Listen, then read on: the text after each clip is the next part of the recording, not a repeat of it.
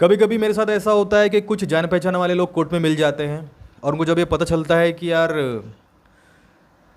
सामने वाले सर जी तो वकील साहब बन गए हैं, तो वो मुझे अचानक से कह देते हैं कि चलिए सर वकील साहब, हमारा वो केस फलानी कोर्ट में लगा हुआ है, देख लीजिए कि क्या स्टेज है। लेकिन जनरली मैं ऐसा कर नहीं पाता हूँ, क्योंकि उस केस में जो वकालतनामा है वो किसी दूसरे वकील साहब ने पेश किया है और एक अधिवक्ता की ये जिम्मेदारी और दायित्व बन जाता है कि वो किसी भी केस में तभी खड़ा होता है जब उसके पक्षकार ने, उसके क्लाइंट ने वकालतनामा साइन करके उन्हें दिया हो और वो फिर अपने नाम का वकालतनामा उस केस में संबंधित कोर्ट के समक्ष प्रस्तुत करते हैं।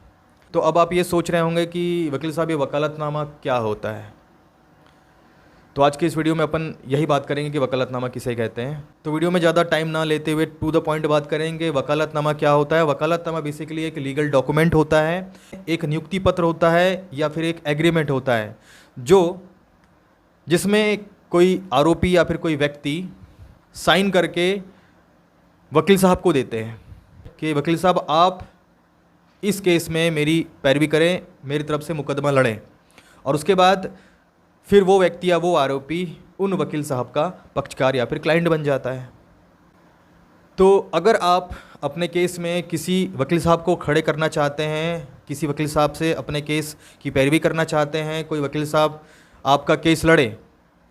तो इसके लिए आपको उन वकील साहब को एक वकालतनामा साइन करके देना होगा। अगर नए अधिवक्ता ये जानना चाहते हैं कि साहब वकालतनामा, अभिभाषक पत्र का प्रोविज़न क्या है कानून में, लॉ में,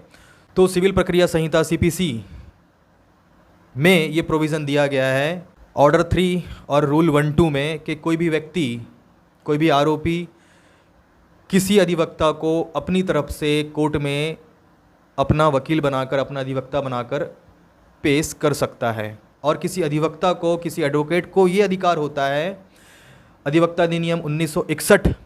की धारा